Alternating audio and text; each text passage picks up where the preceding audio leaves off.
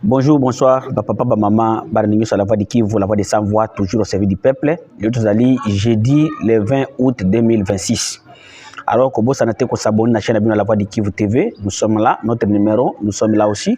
Au occupé au Sunga Média la voix de Kivu, bah au news sur bazana besoin au Sunga Média la voix de Kivu, bah unité banini, bah numéro de Cezawana, et ça numéro de Vodacom, numéro de Orange. Alors. Papa to bandi d'abord na actualité ou bien basangozo kulika na kati ya mboka na biso nde yango tozokende kolobela lelo situation sécuritaire dans les territoires de Fizi tokende pe kolobela situation sécuritaire dans la province de Lualaba. Une fois de plus tolobi encore bonjour bonsoir. Et bandeko na boyebi que na butu ya kobima le 18 poto ramuka le 19 lobby à 1h du matin tout ça qui veut que non il y avait eu des bombardements des drones na kati ya mboka ya Fizi na kati ya territoire de Fizi ezali chef lié ya des territoires de Fizi alors na kati ya hotel oyo Mwalu ya ndeko oyo Mwando oyo azali moto oyo atali makambo ya mine na kati ya territoire de Fizi alors 24 heures après, drone Moussoussou est neutralisé dans les avant-midi de ce jeudi même. Nakati ya moyen plateau, donc à Moulima. Moulima ezali nakati ya territoire de Fizi, c'est non loin de point zéro. Alors, drone de AFC M23 est bandé pour circuler sur cet espace-là pour que bombarder la position ya FRDC na Bazalendo. Alors, ba drone wana ezalaki maîtriser selon les sources militaires ko uta nakati ya moyen plateau le 20 août 2026. Toujours nakati ya même moyen plateau parce qu'il y a des gens qui nous ont écrit des messages qu'est-ce qui s'est passé à Nehele. Parce qu'il y a des gens qui nous ont demandé que non, la voix de Kivu, que non, le 17, Basoda, Babomana qui kuna na kati ya mboka ne le lundi. Alors qu'est-ce qui s'est passé là-bas? Toki ki Basoda Babomana qui po babanda kozwa bambongo ou bien na kati ya na tango babanda kozwa salaire na bango. Alors, la voix de Kivu, tout tant ya koluke la bino information, comme vous le savez, tout un problème ya connexion pour le moment dans cet espace du territoire de Fizi, dans la province du Sud Kivu. Il a fallu que batuba kende kuna bakende ba nini elekaki. Problème c'est qui bimaki na nehele misaki 2 morts et 12 blessés bango nyo sozaki basoda FRDC. Basoda FRDC babomana ki bango na bango na kati ya mboka nehele. Alors qu'est-ce qui s'est passé? Basoda babanda ko la mwasi. Eza mwana mwasi moko boye na kati ya mboka nehele abanda ko sangisa basoda alingana na oyo alors tangu bango tu bayebaki te no oyo azolika na mwana mwasi oyo pe ayebi ke no oyo azokolika na mwana mwasi oyo moko ya bango sikoyo azalaki amataki makasi nde komanda dignité na bango atindaki baninga kino bokanga ye tangu batindaki baninga bokanga ye soda wana fungolaki grenade abwakaki epai ya baninga sur place basoda mibale bakufaki et 12 blessés. Nele ce n'est pas loin de point zéro aussi. Si vous êtes à Nele ozokomona point zéro likolo boye. Alors et le Kouana il dit que population oyozana côté kuna bakomi tuna au juste pourquoi nos militaires se comportent ainsi. Nous sommes à moins de 3 km de là où se trouve l'ennemi, de là où se trouvent les rebelles. Mais le soldat, au lieu comment on peut déloger l'ennemi qui est devant nous, mais bango bazukutia makasi na bango nyonso epa ya basi. Alors eloko wana bato ebeli bakomi ko critiquer yango balobi que non et c'est pourquoi peut-être nos militaires bazoko se focaliser te na bitumba parce que aventure peut elekeli biso mingi. Aventure pe elekeli biso mingi. Donc c'est que ça mes très chers frères des informations oyo elikaki na kati ya mboka ya Nehele. Alors makambo mususu etalika ka makambo ba mapinga lelo oyo na Uvira tension ezalaki monté entre les Wazalendo et les FRDC. Qu'est-ce qui se passe? Les Wazalendo pour le moment bakomi kosenga que non bayeba 4 millions de dollars oyo ebimaka chaque mois pour la prise en charge ya Bazalendo ekendaka wapi. N'oubliez pas qu'il n'y a que ces 2 jours ici, honorable Claude Missare, pour na Kinshasa, à lobby, à Sengaki, que non, ministre de la Défense a s'expliqué que non, Mbongo Oyo Ebimaka na budget à l'État, il y a 4 millions de dollars pour la prise en charge à Bazalendo et Kendaka Wapi. Parce que sur le terrain, Bandeko, ceux qui ont monnaie Mouzalendo Kokamawa, yango bozo ko mona même barrière, tracasserie, Mouzalendo zo kozanga même menace à patou. D'ailleurs, je dis encore grand merci à la diaspora. Makambo ebele oyo zoko sala ma diaspora zoko intervenir. Tandis que Mbongo zoko bima.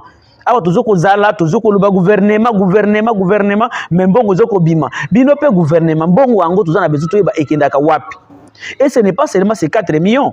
Le secrétaire général de l'IDPS, l'homme aussi considéré comme le mieux placé, à qui maîtriser ma kamambo que tout a ndenge a otaki koloba awa kino bazoko dépenser 6 millions de dollars par jour. Alors 6 millions wana ezoko kende wapi? Soki 4 millions ezoko bima po na bazalendo par mois, 6 millions par jour. Yango pe ezoko kende wapi? Parce que sur les terres, que ce soit les militaires des FARDC, que ce soit les bazalendo, bango tout prise en charge na bango eza otokoki koloba tekeno, eza bien. Donc toloba eza malungate. Yango tozoko senga vraiment que non le gouvernement congolais expliquer peuple congolais que mbongo na bino ezoko kende place songolo pakala.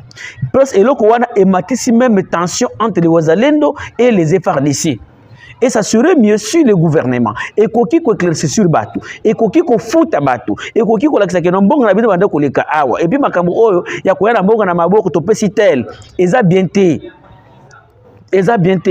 botiaka déjà rad eza wana. Et pourquoi rad ezo yate ko pesa bato mbongo? Il y a des généraux ici, que ce soit les généraux de Wazalendo, même des FARDC qui sont en train de faire des millions. Bazoko sala ba millions, bazoko tonga bandako na kati ya bitumba oyo, bazoko soma ba parcelle. Yango bebele balingi me bitumba silate. Bino bazoko nisake bato nyonso bazoko linga bitumba kaka to bunda parce que ils sont des patriotes. Non, il y a les autres qui ne veulent pas que cette guerre n'ait ici là. Il y a les autres même ozoko ka message ya mutu, bitumba, biso, banyarwanda, biso eza ndenge wana te. Azoko sala bongo po ayebi eza place azoko zwa mbongo. Eza neti na sola kila mutu moko azo tuna yeki no, mais bino bozo ko ndaba message moko ya caractère tribal bo ya c'était bato azoko luka comment na tango ba élection ko yaka tozo va voir parce que oyebi que dans cet espace dans le territoire de Fizi Uvira ce qui ofika munyarwanda yo wana population so ko linga yo bakopesa yo ba voir. Alors bambongo wana ekozala bien soki gouvernement congolais akopesa nani lumière na bambongo wana ke bongo na bino ezali place songolo pakala. Bande koto tikali toujours na makambo oyo etali sécurité ya mboka tokeimba la moko na kati ya province ya Lualaba na kati ya territoire de Muchacha. Mes très chers frères, mes chers compatriotes, premièrement, nous saluons la barrière Oyo, en général, Edi Campagne à Longola, donc barrière à Dilolo, barrière à Kamoa, barrière à Kayembe, barrière Oyo à péage, et na barrière Oyo, Yanani à barrière Oyo à péage, Oyo Nyoso, le général Edi Campagne, le commandant de la 22e région militaire à Longola. Alors, population Sikoyo, il y a territoire de Muchacha. Na côté oyo bazoko loba na bazoko benga na côté ya Kanzovu bazoko lela bango batindeli la voie du Kivu balobi ke la voie du Kivu belele loko oyo pour les général Edi Campagne na ba kozinyoso bazana kati ya nani ya kati ya Grand Katanga bayo quand même à Kinshasa. Comment nos militaires bazoko maltraiter batu, les FARDC sont en train de maltraiter les gens. FARDC bazoko maltraiter bato eza ba FARDC oyo bazana position na bango oyo ya place bazoko bela Kanzovu place wana bandeko soki ozana moto ozana charge bazoko futisa yo 50 000 francs, je ne dis pas 5 000, 50 000 francs par tête et loko oyo esali ke mani ba moto na makambo tu emata parce que soki barrière on azoko futa 50 nazoko futa ngaya ya moto ou bien moto nazana marchandise nazoko futa 50 000 francs na kosala nini siko po nazongisa mbongo wana est-ce na koyebisa biso te que non futanga 5 000 non na kosenga osa 1000 parce que tandis que ça trajet ka 5 km yango ba militaire oyo bazana place tuzoko benga nani bazoko benga Kanzovu bazoko maltraiter bato fort et soki ozana charge te soki ozoko leka wana mais ozana charge te ozako zala obligé ko futa 15 000 francs Et ce ne sont pas des Rwandais qui sont en train de maltraiter les gens là-bas. Ce sont des Congolais qui ont maltraité les Bango. Pourquoi parce que nos militaires, ils sont les premiers. Rwanda, wana. Ozo konyokula d'abord ndeko na yo. Oyo osengeli ke yo o sungaye, o sécuriser. Et puis ezaka kayango moko ya kanzovu te. Nani ezape nani kanzovu selon kanzovu parce qu'il y a des autres qui peuvent se demander kanzovu za wapi. Kanzovu ezanzela oyo c'est ceux qui osoko traverser zela nini ya nani o traverser les ponts Luindu Luhudi. Ceux qui ont traversé pont Luhudi tant que bimanakati ya mujimu. Alors place wana de basoda wana bazoko tracasser bato. Et ti basoda wana baza ebele mingi te bazaka ka 13 personnes. 13 FRDC. Zanga mbongo wana po oyoka. Okomitu na pourquoi mama obota ngai. Barrière mususu ezoko tungisa bato jusqu'à présent.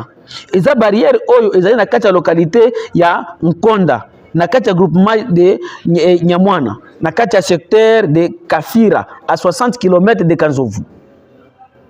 Na kati ya secteur na kati ya localité ya Nkonda, na kati ya secteur secteur ya Kafira na kati ya groupement de Kamwanya, bandeko place oyo eza musikate na nani na Mulomba.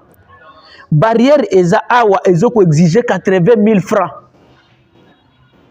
Et pas yeba commerçant na et pas yeba motard.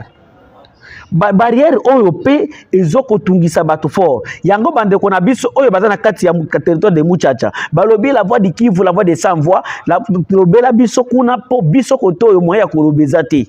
Oyebi na ndenge mode non opérationnel ezoko sala na kati ya mboka na biso. Mes très chers frères et chers compatriotes, est-ce que vous savez que nos autorités ou bien nos forces armées basées à la base, côté que population vit à population, est tellement très difficile?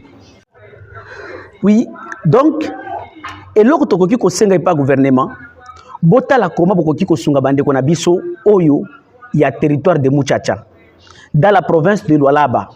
La province de Lualaba, c'est une province tellement riche. Et il faut que cette population-là va se sentir que non, ils sont à l'aise dans leur province. Na basi ke, ba autorité na biso ba yebake, et l'autre chose ça là que batu et belé même ba kende même pas ba rebelle. Je vous ai dit ça sans crainte. Et ça vis-à-vis de la mauvaise gouvernance. La manière que vous êtes en train de diriger les pays, la manière que la population se subir la tracasserie. Un militaire n'est pas là pour tracasser la population. Et dès que vous affectez un militaire quelque part, il faut que vous prévoir biloko. Aza soda, akokende wapi, akolia nini, akolala wapi, akovivre ndenge ni place wana. Ezali te na ndenge misi soda, akende place songolo pakala, akende kuna sikwa bande kotumisa population. Alors là-bas, il n'y a pas la guerre là-bas, mes très chers frères, mes chers compatriotes, il faut qu'on se le dise. Au là-bas, il n'y a pas de militaires là-bas. Il n'y a pas la guerre plutôt. Il n'y a pas de Rwandais comme Toza Awakeno, il y a des barrières. Ba barrière wana, bozoko tiango, oui, peut-être, ils allaient pour la sécurité, peut-être il y a des coupeurs de route, je ne sais pas. Mais s'il y a des coupeurs de route, pourquoi ne pas prévoir que Basoda wana, bazala na ba logistique na bango? Donc, botindi soda place, il faut que la population secondaire Sibir. Hein? Yo soda ozo kufusa mutu 50 000 francs. Et puis 50 000 francs, peut-être koli o eza nango te ebi ndenge ba village na to vivaka. Peut-être koli eza 100 000, mais ozo kusenga 50 000 francs. Et puis soki eza nango obandi ko betaye. Est-ce que ozo komona te ozo konyokola ndeko na yo? Mais okozala mutu aliboso ko benga mutu rwandais. Ole d'abord ya kosala kende kona yo oyo congolais oyo za na ye azala malamu bizaleli ya basoda na biso vraiment eza bien te bana mai okoki kozala soda te soki civil azate. Mais tout ça c'est eza manque d'organisation au sommet de l'État. Au sommet à l'État, à partir de Kinshasa, il a fallu que Bobanda prévoir déjà que non, tout au côté de soldat par place tel, tout dans la barrière place tel, n'inge bazabo iba kwanda kulia nani biloko oza une semaine, mais biloko wana bozo ko prévoir en côté. Est-ce que vous ne voyez pas que vous qui sont dans des bureaux climatisés, vous êtes à la base de la tracasserie aux populations azoko vivre awa? Ce qui vous a informé, et je sais que vous êtes informé, vous faites de l'hypocrisie. Moi, je vais vous le dire parce que tous les informations comme ma côté nyos. la nani zone oyo eza sous l'administration M23 ba commerçant bazoko tracasserie ndenge wana te population bazoko leka na bango na bando solo na petit na ngamoko azoko sala na route mwenga abadoko bisangani keno tozoko leka komana soda na bango moko atamoko te azoko contrôler yo te c'est là ko tuna yo carte ba oyo baza va charger ko tuna yo carte ba la bisio fungola biloko na yo otali na kati soki ni za na kati c'est tout mais ya biso sikoyo ba barrière na biso. Tandis que biso tout na gouvernement il a fallu que gouvernement des ala exemple oyo que M23 a se sentir que non aza contré dos sur le mur mais soki tiko sikoyo batayo ko kota na zone oyo gouvernement ezali tokomi kote na souffrance ya tracasserie ba autorité na biso botala koma bokoki kosunga et soki bokopie même pas M23 ko to boy bizaleli ya malamu nyonso eza bien ko copier yango soki moninga tongenda ko ya malamu tonga penda ko ya malamu